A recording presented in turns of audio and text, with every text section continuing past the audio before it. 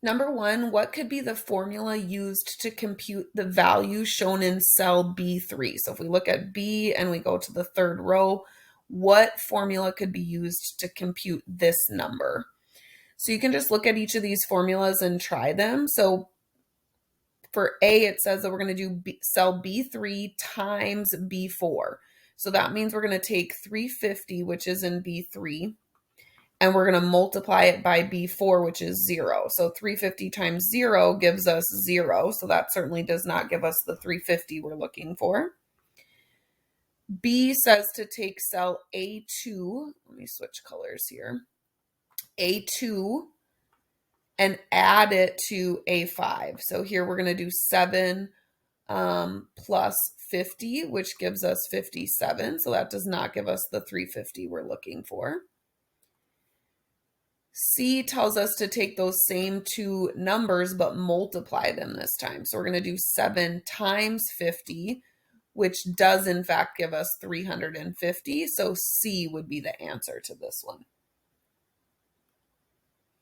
Number 2, what number will appear in cell B2 when the user presses enter? So if you can see that there, it says that it wants us to do the sum of A3 until A5. So it wants us to, sum means add, and we're going to add up all of the cells from A3 to A5. So A3 to A5 means to add these three. So 5 plus 0 plus negative 7. And 5 plus 0 is 5, plus negative 7 is negative 2. So this will equal negative 2 when we hit enter.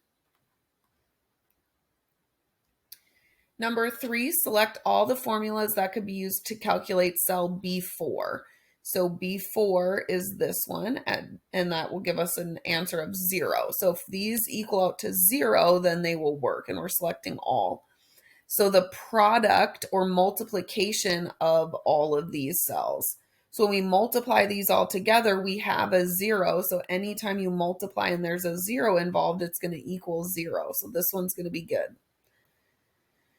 Add up all of these numbers. Okay, so if we do 7 plus 0, that's 7. Plus 13 is 20. Plus 50 is 70. And then plus negative 1 gives us 69. So this one will not equal out to 0. Then part C asks us just to add A2 and A3. So just 7 plus 0 for this one. And 7 plus 0 is going to be 7. A2 times A3. So now we're going to multiply these, the 7 and the 0. So we're going to do 7 times 0, which again will give us 0. So that one will be good. Next one has us doing A3 times A4 times A5. So A3 times A4 times A5. So if we multiply those with a 0 in it, that's definitely going to give us 0. And then if we add those together, so 0 plus 13 plus 50, that is not going to equal 0. So that is not going to be a good one.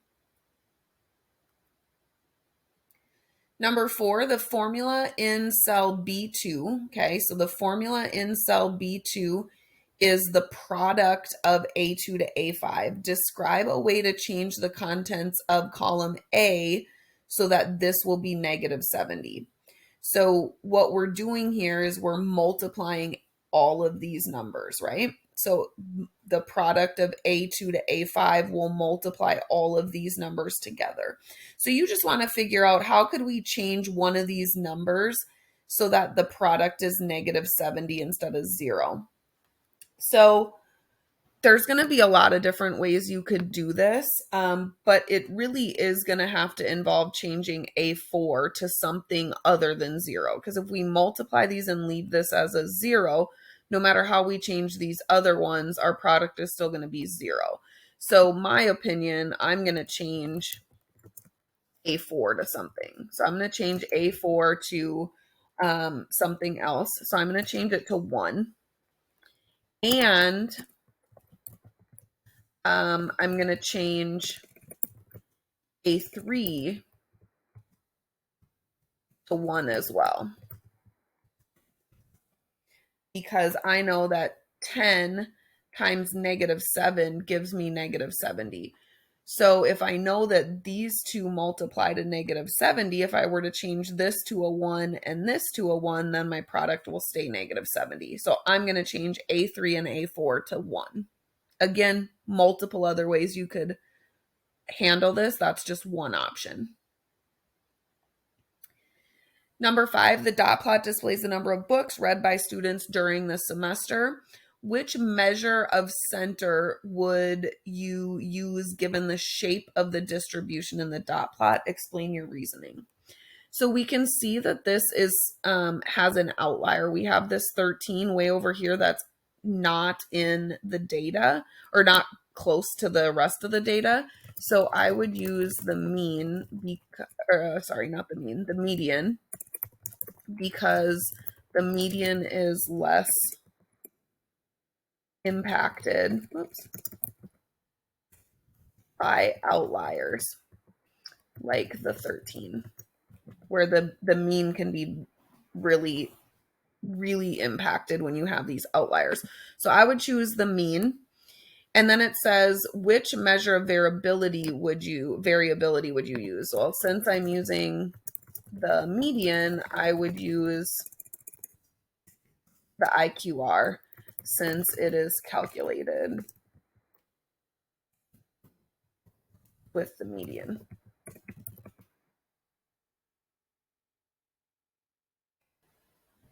Then number 6 asks us or shows us a dot plot of the number of families living in different blocks of a town. And so which measure of central tendency would you use here? So since this is symmetric, okay, so since we have a symmetric distribution, I would use the median or the mean. I keep saying the backwards one. So I would use the mean. So symmetric, I would use the mean because it's just going to be this middle part, which is going to be the same as the median, right? They're going to be the same thing when you have a symmetric data, but I would just use the mean. And since I am using the mean, I would use the mean absolute distribution for the measure of variability. So if you use the mean, you want to use the MAD or the mean absolute distribution. If you use the median, you want to use the IQR or interquartile range.